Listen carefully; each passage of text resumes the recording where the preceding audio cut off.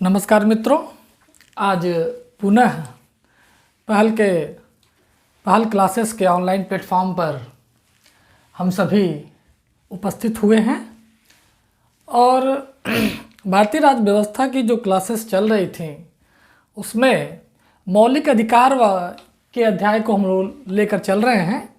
और मौलिक अधिकार के अध्याय में जो सबसे शुरुआती दौर के दो मौलिक अधिकार थे उसकी हम लोग चर्चा कर चुके हैं, जिसमें समानता का अधिकार और स्वतंत्रता का अधिकार। क्योंकि दोनों बड़े बड़े अधिकारों के रूप में देखे जा सकते हैं कि कैसे अनुच्छेद 14 से 18 और 19 से 22 तक का जो अनुच्छेद था ये सिर्फ दो मौलिक अधिकारों की पूरी विस्तृत व्याख्या करता है। आज हम जिन मौलिक अधिकारों की बात करेंगे, आज हम तीन मौलिक अधिकारों की चर्चा करेंगे और उन तीन मौलिक अधिकारों में देखेंगे कि उसमें क्या क्या चीज़ें हैं या क्या क्या चीज़ें हमें जाननी चाहिए परीक्षा के दृष्टिकोण से। तो चलिए बात करते हैं आज का मौलिक अधिकार के अध्याय का। जो तीसरा मौलिक अधिकार है वह है अनुच्छेद 23 और 24 शोषण के विरुद्ध अधिकार। देखिए इसको, शोषण के विरुद्ध अधिकार 23 और 24 सिर्फ दो अनुच्छेद हैं। इसमें जो शोषण के विरुद्ध जो संविधान हमें शक्तियां प्रदान करता है उसके बारे में यह व्याख्या करता है। अब इसको देखें अगर कि अनुच्छेद 23 और 24, 23 का जो संदर्भ है, जो 23 अनुच्छेद 23 का जो जिक्र है संविधान में, निश्चित रूप से ये भारत में जो ऐतिहासिक स्थिति थी जिसमें मानव का व्यापार होता था, या यूँ कहें कि बंधुआ मजदूरी की जो प्रथा थी, उन्हीं बंधुआ मजदूरी की प्रथा को समाप्त करने के उद्देश्य से जरूर इसका जिक्र किया गया है। इसमें क्या चीज़ें हैं इसको देखिए कि अनुच्छेद 23 में मानव के दुर्व्यापार और बलात् श्रम पर प्रतिषेध किया गया है। मतलब क्या हुआ कि अगर हम 23 की बात करें, अनुच्छेद 23 की बात करें तो क्या है, यह एक चीज़ है कि ये मानव के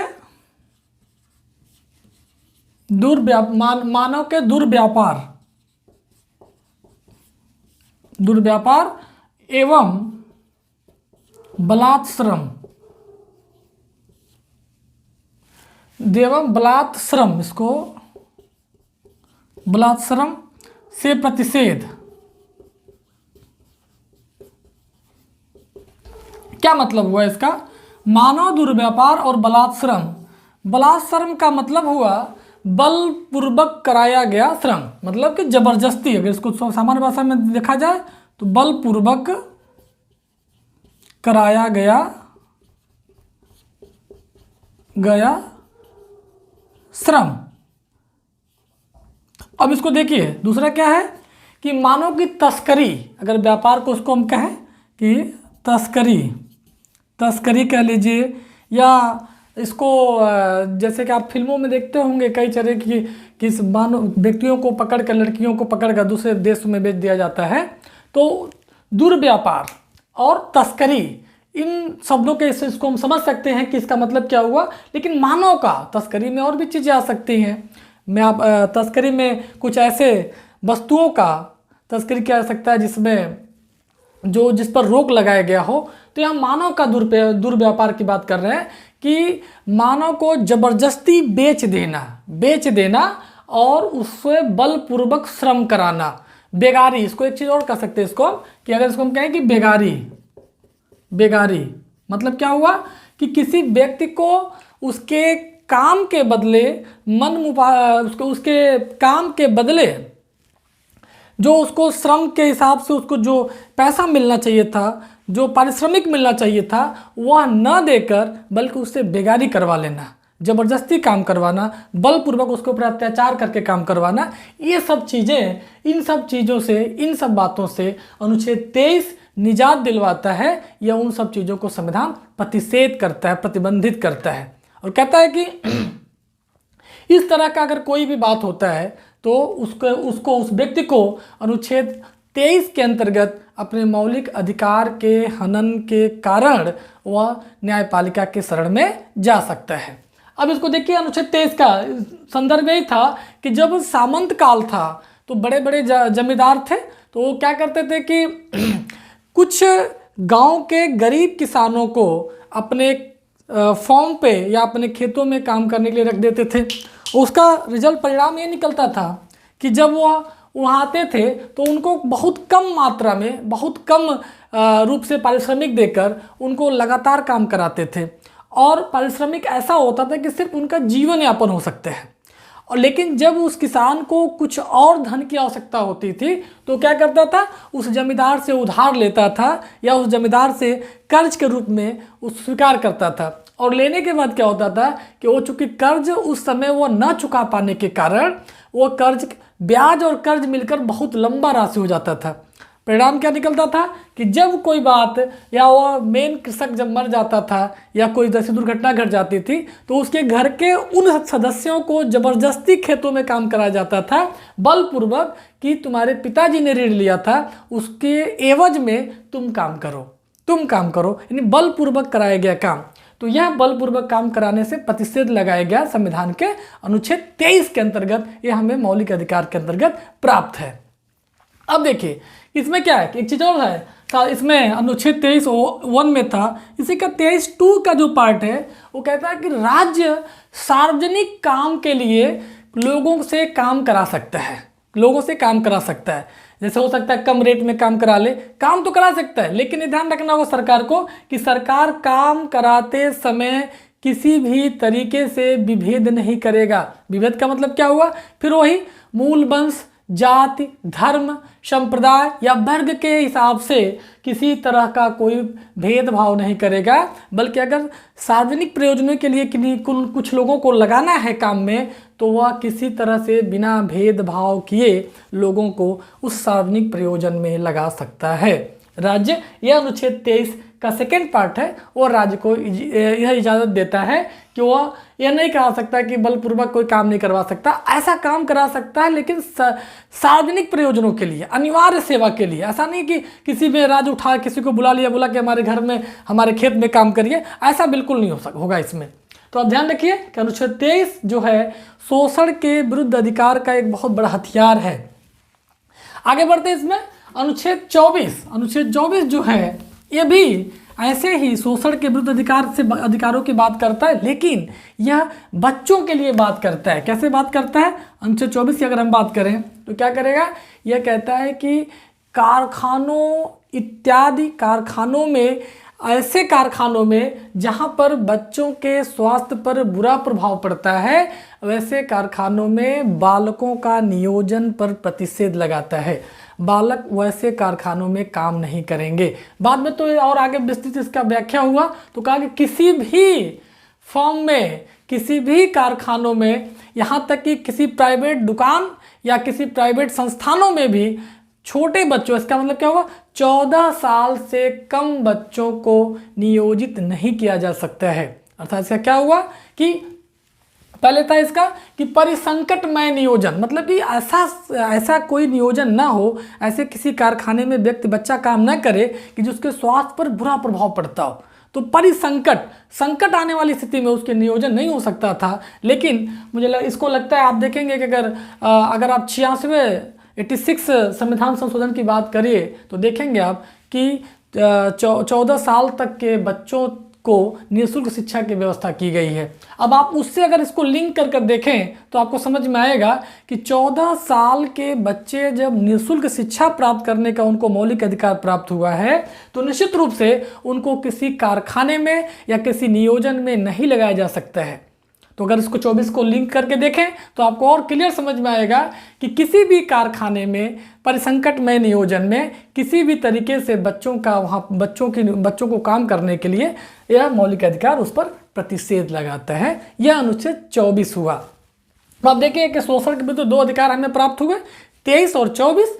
23 में हमने देखा कि किसी व्यक्ति को बलपूर्वक हम कोई काम नहीं करा सकते हैं, किसी व्यक्ति की तस्करी नहीं कर सकते हैं, किसी व्यक्ति को जबरदस्ती उसका व्यापार नहीं कर सकते हैं।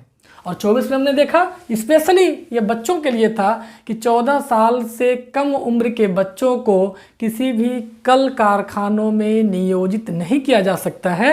अर्थात कि जब उनको मौलिक अधिकार शिक्षा का प्राप्त हुआ है तो निश्चित रूप से उनको शिक्षा ग्रहण करने की बात की जानी चाहिए, न कि उनको किसी कल कारखानों में नियोजन की बात करनी चाहिए। इससे भी प्रतिशत लगाता है अनुच्छेद 24। चलिए अब एक बड़े मौलिक अधिकार की बात किया जाए और काफ़ी इंटरेस्टिंग है। अभी तक जो हम लोग समानता और स्वतंत्रता की बात कर रहे थे, कहीं ना कहीं उससे लिंक कर हमें देखना होगा इस अधिकार को। इसको हम कहेंगे धार्मिक अधिकार।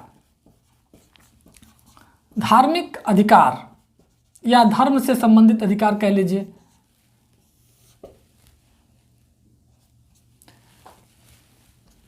अनुच्छेद 25 से 28 तक। अब देखिए, थोड़ा से पहले मैं जिक्र कर लूँ कि जब हम स्वतंत्रता के अधिकार को पढ़ रहे थे, समानता के अधिकार को पढ़ रहे थे, तो हमने देखा था कि अनुच्छेद 15 की हमने जिक्र किया था। और 15(2) में एक बात थी कि किसी भी सार्वजनिक उपक्रम पर, सार्वजनिक उपक्रम का से क्या हुआ कि जो सरकार के हाथों में उसका नियोजन होता होगा, सरकार के हाथों में उसका स्वामित्व होता होगा, सार्वजनिक उपक्रम, वैसे जैसे कुआं हुआ, सरकारी पार्क हुआ, ऐसे जगहों पर किसी भी व्यक्तियों को आने जाने से रोक नहीं था। यानी वो आबाद संचरण कर सकता था, आबाद घूम सकता था। उससे वैसे ही देखें, अगर हम अनुच्छेद धार्मिक अधिकारों की बात करेंगे तो अनुच्छेद 25 में भी इस तरह की बात एक जगह आएगी। किसमें वो बात क्या आएगी कि वह किसी भी धर्म को मानने के लिए, अंतःकरण के लिए, उसको आबाद रूप से प्रचार करने के लिए, आचरण करने के लिए, इन सब की स्वतंत्रता कौन देता है? धार्मिक अधिकारों की स्वतंत्रता देता है, अनुच्छेद 15 देता है। और उसको हम समझते हैं कैसे देता है। हम अनुच्छेद 15 की बात करते हैं। अगर हम अनुच्छेद 25 की बात करें, जो कहता है कि अंतःकरण की धर्म के आबाद रूप से संचरण, ठीक है, आबाद रूप से मानने का, आचरण करने का और प्रचार करने का। अगर हम 4 चीज़ों की बात करें यहाँ पर अनुच्छेद 25 की बात करें तो अब देखिए इसमें 4 बातें निकल कर आ रही हैं। 4 कौन कौन चीज़ का निकल कर आ रही है? पहला आ रही है अंतःकरण। दूसरा क्या चीज़ है? आबाद रूप से, आबाद मतलब बिना बंधन के। और तीसरा इसमें निकल कर आ रहा है कि मानने की स्वतंत्रता। मानने के अलावा इसमें एक और आ जाएगा आचरण, और एक और साथ में है इसकी प्रचार। यानी 5 तरह की बात करता है। कैसे कैसे? कि किसी भी व्यक्ति को, किसी धर्म को अंतःकरण की स्वतंत्रता है, आबाद रूप से मानने की स्वतंत्रता है, उसका आचरण करने की स्वतंत्रता है, उसका प्रचार करने की स्वतंत्रता है। मतलब क्या हुआ कि एक व्यक्ति धर्म के रूप में बहुत ही ज़्यादा व्यापक स्वतंत्रता उसको प्राप्त हुई है। कैसे हुआ है कि वह किसी धर्म को अंतःकरण मतलब आत्म रूप से, आत्मा के रूप से स्वीकार कर सकता है, आबाद रूप से उसके वो प्रचार कर सकता है, मान सकता है, और उस धार्मिक क्रियाकलापों के संबंधित आचरण भी कर सकता है। अब आचरण वाले शब्द पर एक प्रश्न बनता है। हम लोगों ने याद करिए अनुच्छेद 15 का जब जिक्र कर रहे थे हम लोग, तो 15 में हम लोग कहे कि जब किसी भी व्यक्ति को कहीं भी सम्मेलन करने का बिना शस्त्र के, याद करिए, बिना शस्त्र के सम्मेलन करने का अधिकार था। और यह किसमें था? अनुच्छेद 19(1) में था। अनुच्छेद 19(1) के सेकेंड पार्ट में था। इसमें क्या था? बी वाले पार्ट में, कि किसी व्यक्ति को कहीं भी जाकर सम्मेलन करने का अधिकार था, लेकिन वह किसी शस्त्र के, बिना शस्त्र के सम्मेलन करने की बात हम लोग कर रहे थे। अब आप ध्यान रखिए यहाँ पर कि यहाँ पर हम लोगों ने एक बात कहा था कि जो कटार, आप सिखों के अगर धर्म की बात करें, सिखों को देखेंगे अगर आपके जब वो कहीं जब अरदास के लिए जाते हैं तो वो देखेंगे कि उनके पास एक कृपाण होता है, लगाए रहते कृपाण। अब वो कृपाण तो एक हथियार के रूप में हुआ, लेकिन कृपाण लगाने की स्वतंत्रता नहीं थी। लेकिन उनने ये जो अनुच्छेद 25 है, ये अनुच्छेद 25 जो कह रहा आचरण, धर्म के हिसाब से आचरण करना है, तो आचरण, सिख धर्म के आचरण में कृपाण रखना है। ध्यान रखना होगा हमें कि सिख धर्म के आचरण में ही कृपाण रखने की बात कही गई है। तो यहाँ पर अनुच्छेद 19(1)(b) का उल्लंघन नहीं माना जाएगा। अर्थात अगर सिख कटार लेकर सभा में बैठता है, अपने सभा का संचालन करता है, तो इसको ये अनुच्छेद 25 के माध्यम से आज़ादी प्राप्त है, न कि 19(1)(b) से कोई भी इसका विरोधाभास नहीं माना जाएगा। यह हमें यहाँ पर ध्यान रखना होगा। अब आइए, अब आप देखिए, अंतःकरण अबाध रूप से उसको मानने की, आचरण करने की, प्रचार करने की बात कही गई है। लेकिन एक साथ इसमें एक प्रतिबंध भी लगाया गया। प्रतिबंध क्या चीज़ का है कि ऐसा नहीं कि अगर आप धर्म के माध्यम से अपना धर्म के प्रचार करने में इतना मन लगा दिए हैं, लेकिन अगर कोई ऐसी दिक्कत आ जाए, एक चीज़ और इसमें हम समझ लें आचरण के रूप में कि धर्म के सिद्धांत जो होते हैं उसके आचरण से संबंधित बात करता है अनुच्छेद 25। लेकिन साथ में भी कहता है, जैसे मान लीजिए कि अभी कुछ दिन पहले आपने देखा, एक है सायरा बानो केस, आप देखे होंगे कि सायरा बानो केस की बात कर लें कि यह वर्सेज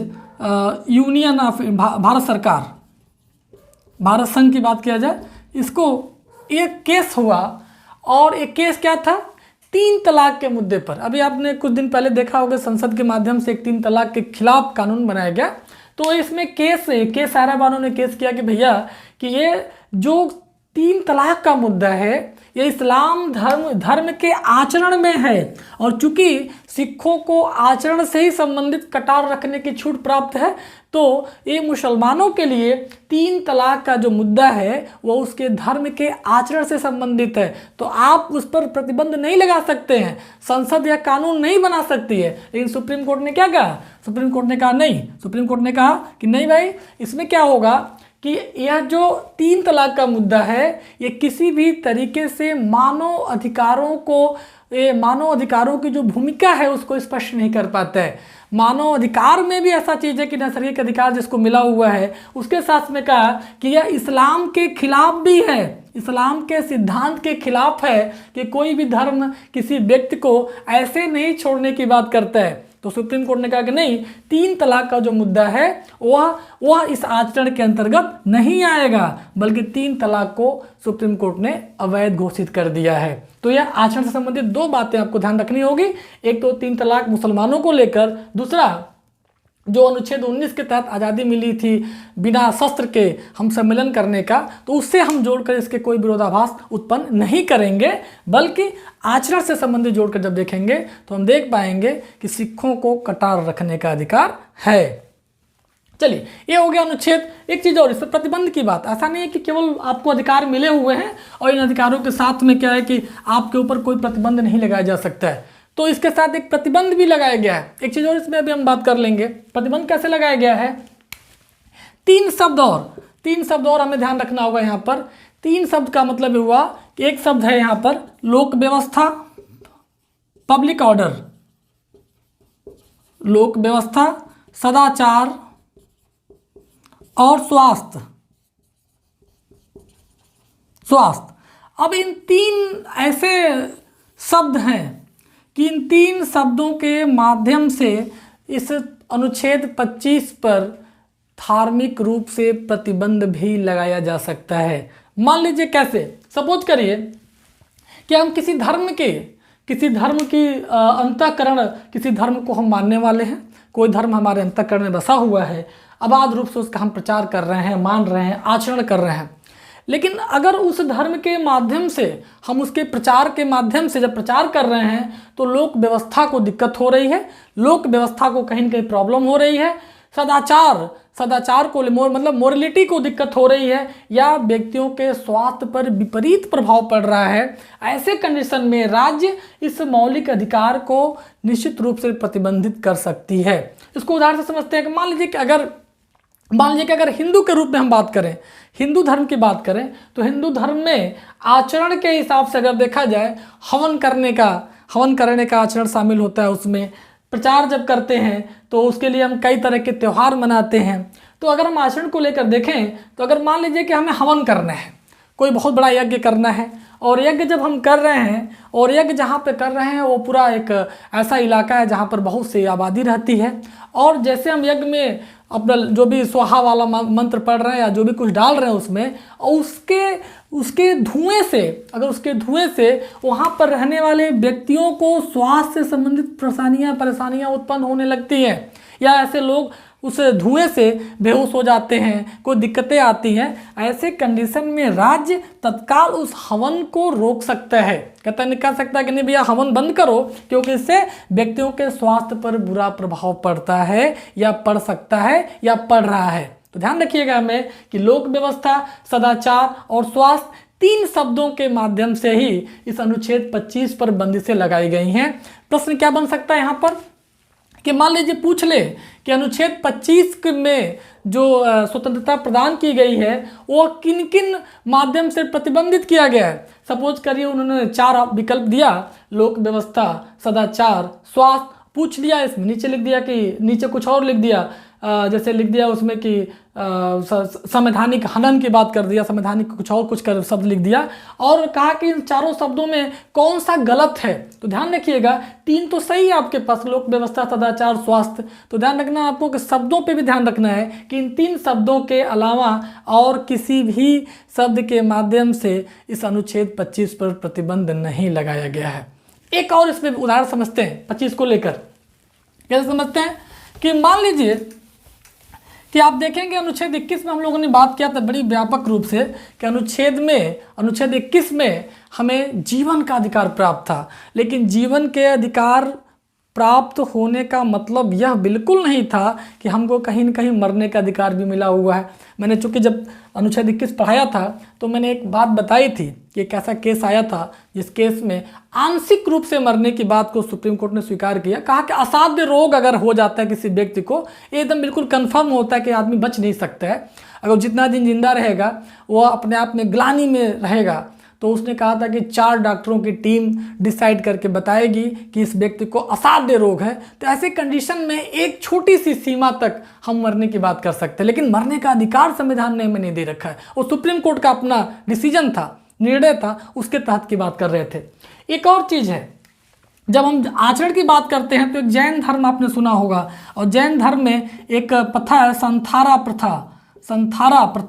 अब संथारा प्रथा क्या होता है? संथारा प्रथा पर लेकर बड़ा विवाद हुआ। विवाद क्या हुआ कि संथारा प्रथा ऐसी प्रथा है कि क्या होता है इसमें कि जब जैन लोग बुजुर्ग हो जाते हैं, उम्र दराज हो जाते हैं, तो इनको ये लगता है कि भैया अब हमारे कुछ यूज नहीं है, तो क्या करते हैं या अन्न और जल, अन्न प्लस जल को त्याग देते हैं। क्या करते हैं? त्याग देते हैं। और इनका मानना है कि त्यागने के बाद क्या होगा, इनको मोक्ष मिलेगा। इनको क्या मिलेगा? मोक्ष प्राप्त हो जाएगा। ये मोक्ष प्राप्त करने के लिए ये अन्न और जल त्याग देते हैं।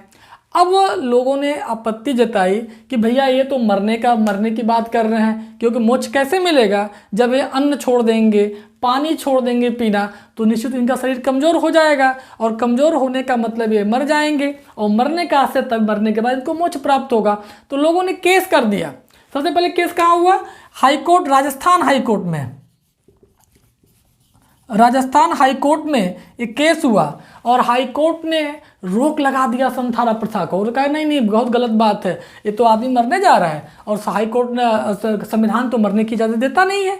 तो इसने रोक जब लगाया संथारा प्रथा पर, तो फिर तुरंत ये संथारा जिन लोगों ने केस किया था संथारा को सपोर्ट में, तो संथारा ये चले गए, सुप्रीम कोर्ट चले गए, और सुप्रीम कोर्ट ने तत्काल रूप से इस हाई कोर्ट के फैसले पर स्टे लगा दिया। स्टे जब लगाया, इसका मतलब उन्होंने, सुप्रीम कोर्ट ने कहा कि नहीं, ये गलत बात नहीं है, यह आचरण है, इस आचरण को हम तवज्जो दे सकते हैं, यह आचरण जैन धर्म का है, तो यह संथारा प्रथा को गलत नहीं माना। इसका मतलब कि यह भी अनुच्छेद 25 की अवहेलना नहीं करता है, भले ही ये मोक्ष प्राप्त करने के लिए शरीर का त्याग करने के लिए एक प्रक्रिया हो। तो हमें तो 2-3 चीज़ें ध्यान रखना होगा। अब एक चीज़ और ध्यान रखना होगा इसमें कि एक तो यह 25 के माध्यम से संथारा प्रथा क्लियर है, दूसरा चीज़ है जो संथारा प्रथा है ये 21 के विरुद्ध नहीं है। मतलब इसको अगर हम कहें कि 21 के विरुद्ध है तो 21 के विरुद्ध नहीं है, अनुच्छेद 21 के साथ जोड़कर देखा जाना चाहिए, यह इसके विरुद्ध नहीं हो सकता है। ठीक है, इसको आगे बढ़ते हैं। अब देखते हैं हम अनुच्छेद 26 की बात करते हैं। 25 थोड़ा सा व्यापक था, इसलिए मैंने एक चीज़ इसको क्लियर किया आपको। अब मैं अनुच्छेद 26 की बात करता हूँ कि इसमें धार्मिक अधिकारों के अंतर्गत क्या बात किया जाता है या क्या क्या प्रावधान संविधान ने हमें दे रखे हैं। अब देखिए अनुच्छेद 26, अनुच्छेद 26 क्या करता है कि यह 3 तरह की बात करता है, 3 नहीं 4 तरह की बात करता है। बात क्या करता है, कहता है कि धार्मिक संस्थानों की स्थापना, पहला चीज क्या है इसको कि एक स्थापना, किसकी, धार्मिक संस्थानों की स्थापना कर सकते हैं। और स्थापना के साथ साथ हम क्या कर सकते हैं, कार्यों का प्रबंधन भी कर सकते हैं। अब प्रबंधन ही नहीं साथ में, बल्कि इसमें इसकी संपत्ति जो होता है, जंगम शब्द लिखता है संविधान में, होता है जंगम। जंगम का मतलब हो गया चल संपत्ति, चल संपत्ति, जंगम का मतलब हुआ चल संपत्ति। स्थावर, और दूसरा है स्थावर, मतलब ये हो गया अचल। अभी मैं बताता हूँ कि चल अचल क्या होता है, ठीक है। और इसमें लास्ट जो है इसमें चीजें वो है प्रशासन का, मतलब 26 4 तरह की आज़ादी देता है। क्या देता है, पहला चीज कि हम किसी भी धार्मिक संस्थानों की स्थापना कर सकते हैं, उन संस्थानों का प्रबंधन कर सकते हैं, उस संस्थान के प्रबंधन में जो चल और अचल संपत्ति है उसकी देखरेख कर सकते हैं, ये उस पर मालिकाना हक रख सकते हैं। और तीसरा चीज़ है, लास्ट चीज़ है कि उस संस्थानों की स्थापना जो प्रबंधन कर रहे थे उसका प्रशासन भी हम चला सकते हैं। ये अनुच्छेद 26 ऐसी आज़ादी देता है। ये जंगम शब्द का चल अचल का मतलब क्या हुआ, चल संपत्ति और अचल संपत्ति। ऐसी संपत्ति जैसे कि मान लीजिए चल संपत्ति होता हुआ कि जो परिवर्तित होता रहता है, अचल संपत्ति जो स्थिर हो जाता है। जैसे मान लीजिए कि कोई मंदिर बनाना और हमें पूरी मंदिर के लिए हमें 10-20 एकड़ ज़मीन खरीदना है, तो जो ज़मीन हम खरीदेंगे वो क्या होगा, अचल संपत्ति हो जाएगी उसकी। और जो जो ज़मीन खरीदने के बाद जो हमें चंदा मिलेगा, हो सकता है एक महीने में 5 करोड़ रुपया चंदा मिला, अगले महीने 7 करोड़ रुपया चंदा मिल गया, तो क्या हुआ, वह चल संपत्ति है, वह संपत्ति में परिवर्तन होता रहता है, इसमें परिवर्तन नहीं होता रहता है। ध्यान रखिएगा, जंगम और स्थावर शब्द यूज किया संविधान के अनुच्छेदों में, अनुच्छेद में 26 में, इसलिए दोनों शब्द समझिएगा कि यह 4 तरह की स्वतंत्रता हमें अनुच्छेद 26 प्रदान करता है, 4 तरह स्वतंत्रता प्रदान करता है। लेकिन साथ में इनके ऊपर भी एक प्रतिबंध क्या लगाता है, अभी हम लोगों ने 3 शब्द की बात किया था, क्या क्या बात किया था कि अगर स्थापना, प्रबंधन, संपत्ति और प्रशासन को लेकर कोई विवाद, कोई बात होती है तो इस पर अगर सरकार किस माध्यम से रोक लगा सकती है, तो फिर वही शब्द क्या क्या था, लोक व्यवस्था, दूसरा क्या था सदाचार, और तीसरा क्या था, सदाचार के बाद क्या था, एक स्वास्थ्य।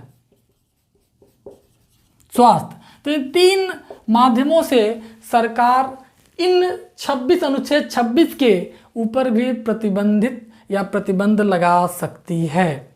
ध्यान रखना होगा हमें, ये अनुच्छेद 26 धार्मिक अधिकारों के तहत इतनी आज़ादी देता है और आज़ादी के साथ इन 3 शब्दों पर ही प्रतिबंधित करने का भी अधिकार राज्य को देता है।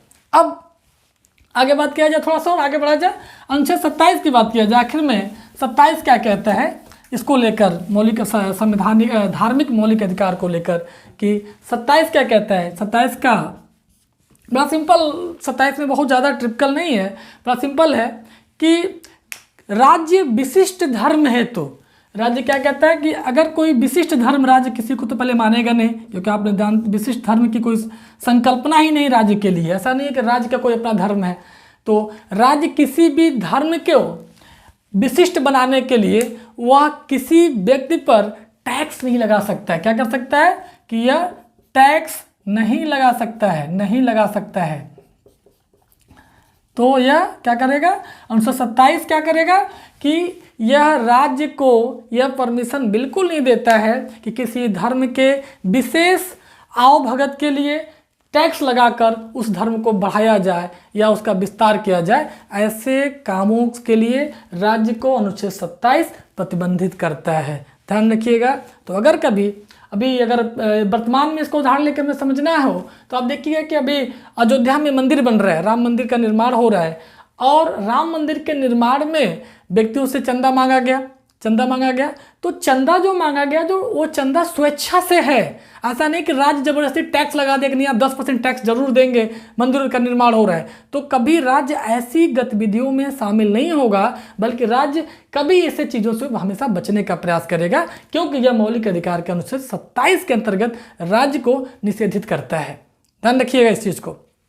अब आइए अंतिम अनुच्छेद जो धार्मिक मौलिक अधिकार का है कि उसमें क्या है, अनुच्छेद 28। अनुच्छेद 28 है। अब देखिए अनुच्छेद 28 क्या बात करता है। अनुच्छेद 28 कह रहा है कि शिक्षा से संबंधित बात कर रहा है, धर्म को लेकर। कहता है कि सरकारी और गैर सरकारी संस्थाओं में, अब देखिए यहाँ पर सरकारी एवं गैर सरकारी शिक्षण संस्थाएं, शिक्षण संस्थाएं। अब इसमें क्या चीजें हैं, सरकारी का मतलब क्या हुआ, ऐसे संस्थान कि जो पूरी तरह से सरकार के द्वारा अनुदानित होते हैं, प्लस प्रशासन पूरी तरह राज्य के अधीन होता है, वो सरकारी संस्थाएं होती हैं। गैर सरकारी संस्थाएं, इसमें क्या होता है कि यह पूरी तरह अनुदानित नहीं होती हैं, प्लस प्रशासन भी पूरी तरह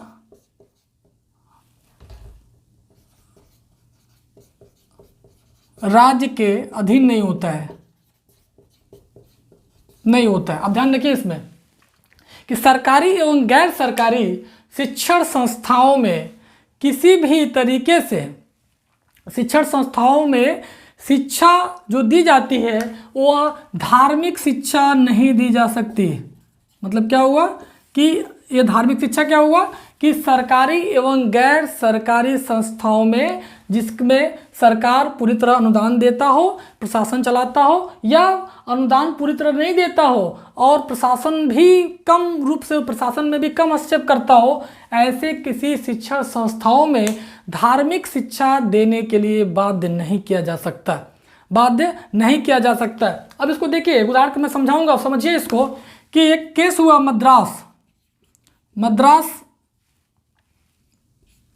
मद्रास का मतलब क्या हुआ, तमिलनाडु। अब मद्रास सरकार ने, तमिलनाडु सरकार ने क्या किया कि सारे स्कूल्स में, शिक्षण संस्थानों में वंदे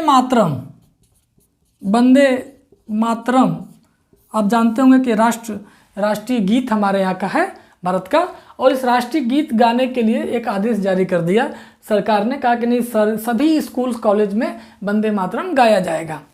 अब कुछ लोग इसके खिलाफ हाई कोर्ट चले गए। हाई कोर्ट जब गए वहाँ पे तो उन्होंने कहा कि भैया ये तो धार्मिक मामला है।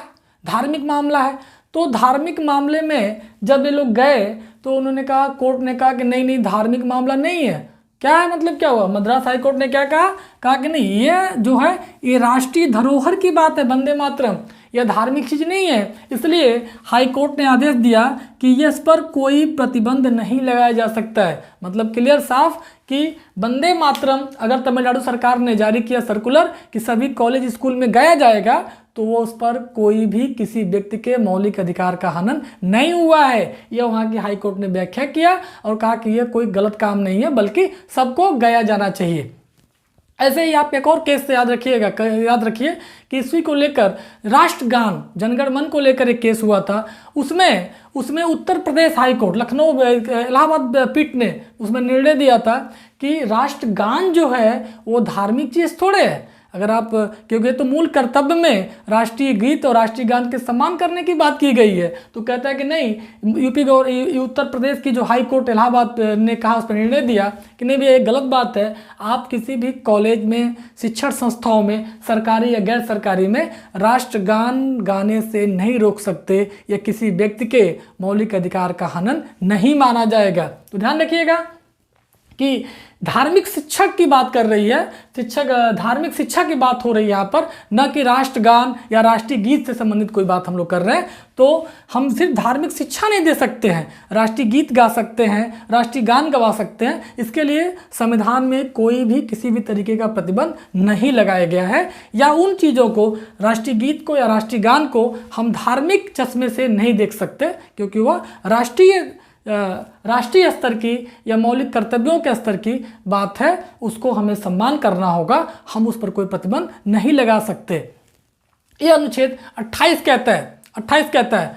अब आप देखिए इसमें एक चीज़ और हमें देखना होगा कि धार्मिक अधिकार जो था 25 से 28 के बीच में, इसमें क्या था, पहला वाला क्या कह रहा था कि हमें किसी भी धर्म के अंतःकरण की, अबाध रूप से उसको मानने की, प्रचार करने की पूरी स्वतंत्रता प्राप्त है। लेकिन हमने बताया, उसमें देखा कि 3 चीज़ों के आधार पर उस पर रोक लगाई जा सकती थी: लोक व्यवस्था, सदाचार और स्वास्थ्य से संबंधित अगर कोई भी दिक्कतें लोगों को आती हैं तो उस धार्मिक अधिकार पर या राज्य समय समय पर या उसको थोड़ा सा उसको प्रतिबंधित कर सकती है। ये ध्यान रखना होगा हमें। उसके बाद अब इसके साथ एक और छोटा सा 2 अनुच्छेदों का एक और अधिकार हमारे हैं, उसको भी समझ लेते हैं, ताकि मौलिक अधिकार का एक व्यापक जो 5 मौलिक अधिकार है वो समाप्त हो जाएंगे हमारे। लास्ट वाले अधिकार पर हम बात करेंगे, क्योंकि उसके साथ में अनुच्छेद 32 के साथ में हमें 33, 34, 35 का भी जिक्र करना है। तो एक हमें बड़ा अध्याय मिल जाएगा, ताकि एक वीडियो में और साथ में नेक्स्ट जो वीडियो हम लोग बनाएंगे उसमें मौलिक अधिकार से संबंधित उन सारे प्रश्नों का जिक्र करेंगे कि जो लगातार या कुछ समय पर कॉम्पिटिटिव एग्जामों में पूछा जाता रहा है। तो उसको लेकर आप ध्यान रखिएगा। अंतिम जो वीडियो मौलिक अधिकार को लेकर होगा उसमें हम संकल्पना के साथ साथ में पुराने प्रश्नों का भी जिक्र करेंगे, उत्तर की व्याख्या के साथ, ध्यान रखिएगा। अब हम बात करते हैं अनुच्छेद 29 और 30 की। अब ये क्या है, इसका नाम तो है शिक्षा एवं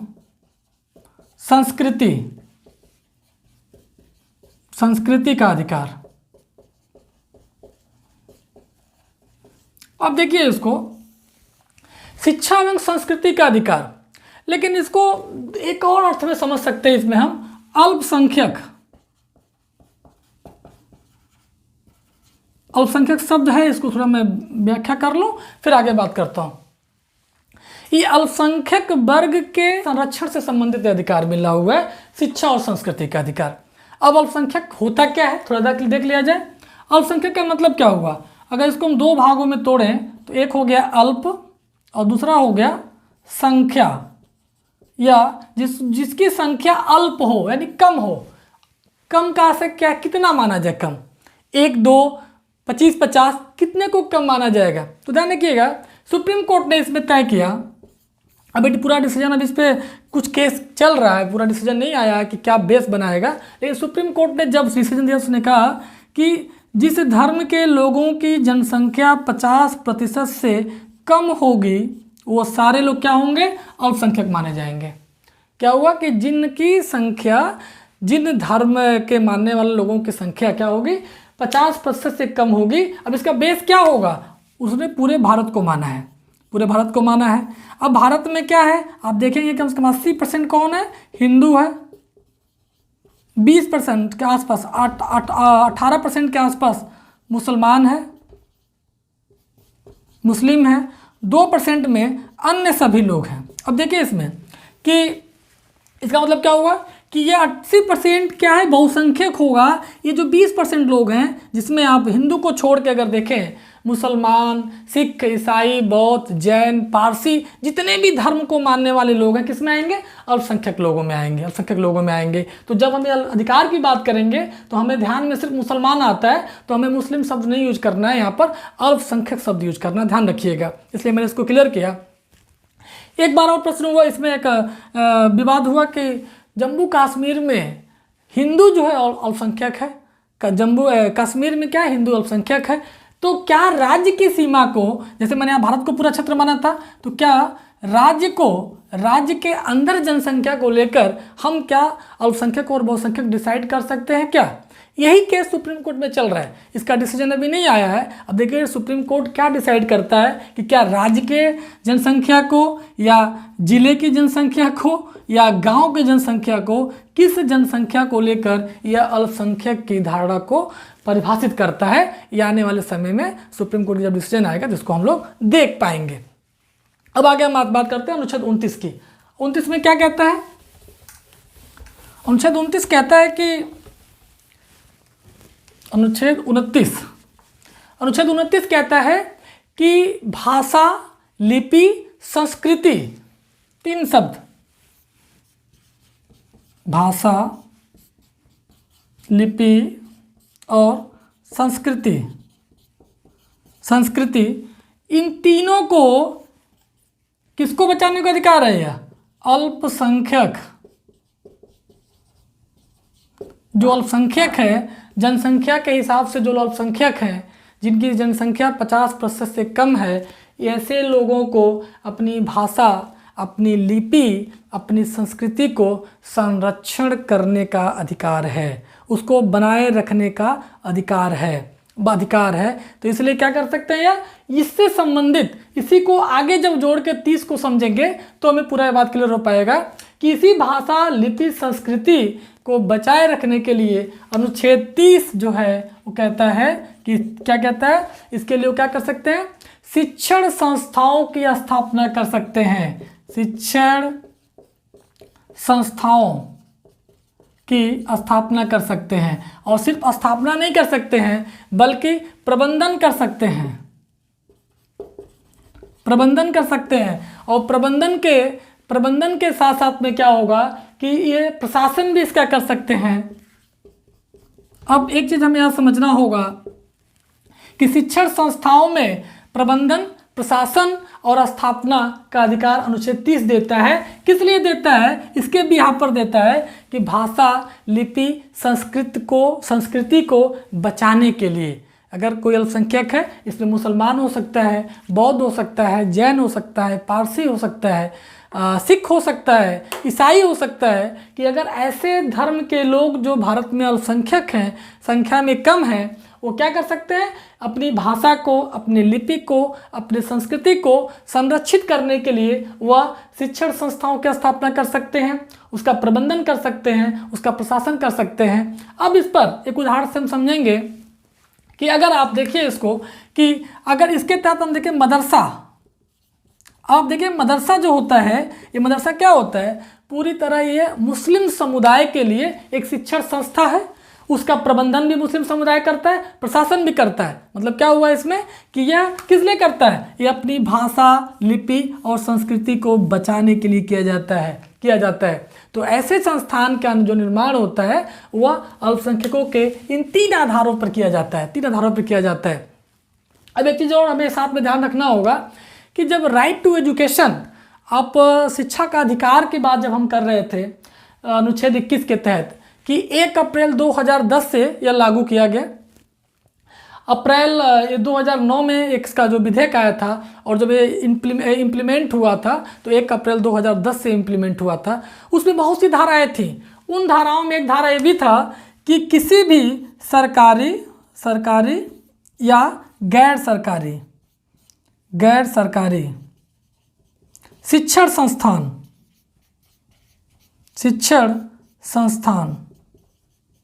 संस्थानों में वीकर सेक्शन का मतलब क्या हुआ, कमजोर वर्ग के लिए क्या था, कमजोर वर्ग के लिए 25% आरक्षण थी, आरक्षण की व्यवस्था था।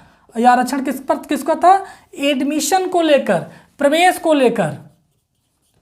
लेकर क्या था, 25% आरक्षण की व्यवस्था की गई थी। हम एक चीज़ बस यहाँ पे यही ध्यान रखना होगा कि जो 25% का दायरा है यह इस अनुच्छेद 30 के अंतर्गत नहीं आता है। ध्यान रखिएगा। में इसका मतलब क्या हुआ कि जब अल्पसंख्यक के द्वारा कोई शिक्षण संस्थान खोले जाएंगे उसमें ये 25% का दायरा काम नहीं आता है। अर्थात राइट टू एजुकेशन का जो एक धारा है यह इसके मौलिक अधिकार के अनुच्छेद 30 के जो मौलिक अधिकार प्राप्त है अल्पसंख्यकों को, इसमें कहीं तरह किसी भी तरीके से व्यवधान नहीं डालता है, अर्थात वो 25% सीट किसी भी कमजोर सेक्शन के लिए आरक्षित नहीं करने का अधिकार उनको है।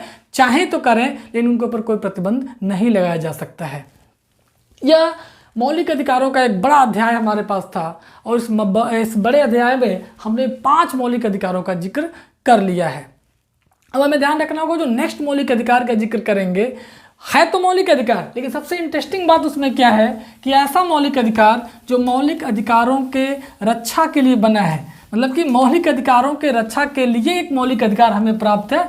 ये हमारे संविधान की बहुत खूबसूरत संविधान के मौलिक अधिकारों की खूबसूरती है। खूबसूरती किस बात के लिए है कि मौलिक अधिकारों की रक्षा के लिए भी हमें एक मौलिक अधिकार उपलब्ध है। उसकी चर्चा हम लोग करेंगे नेक्स्ट क्लास में।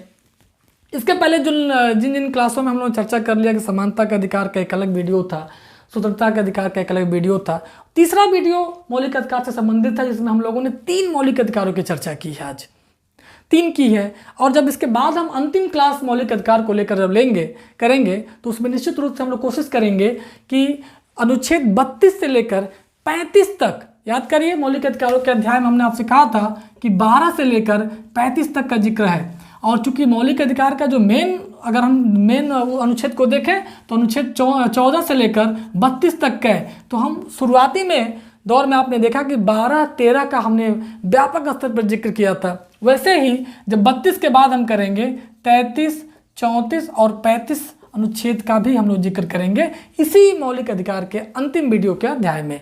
ठीक है। अब जैसे मैं कह रहा था कि बच्चों को मैं पिछली क्लास में कहा था कि जहाँ जहाँ किसी संकल्पना को लेकर समस्या है तो आप टिप्पणी करके कमेंट बॉक्स में हमें ज़रूर बताएं, ताकि नेक्स्ट क्लास में उस समस्याओं का हम समाधान कर पाएँ। मुझे अभी तक जितने भी कमेंट्स मिले हैं उस कमेंट्स में किसी बच्चों ने समस्याएं जाहिर नहीं की है, तो या तो हो सकता है कि बहुत अच्छे से समझ पा रहे होंगे या तो बिल्कुल नहीं समझ पा रहे होंगे, 2 ही स्तर हो सकते हैं। तो मैं फिर कह रहा हूँ कि अगर किन्हीं प्रावधानों में तीनों वीडियो में, अगर मौलिक अधिकार के वीडियो में आप देखिएगा कि किसी भी प्रावधान में कोई भी दिक्कत आता है तो निश्चित रूप से आप कमेंट बॉक्स में जाइए, उस पर आप टिप्पणी करिए, अपनी समस्या को लिखिए। उसको हम अगली क्लास के वीडियो में पहले समस्याओं का समाधान करने के बाद ही आगे बढ़ेंगे। चलिए फिर इस क्लास को आज ही ख़त्म करते हैं। आप सभी का बहुत बहुत धन्यवाद।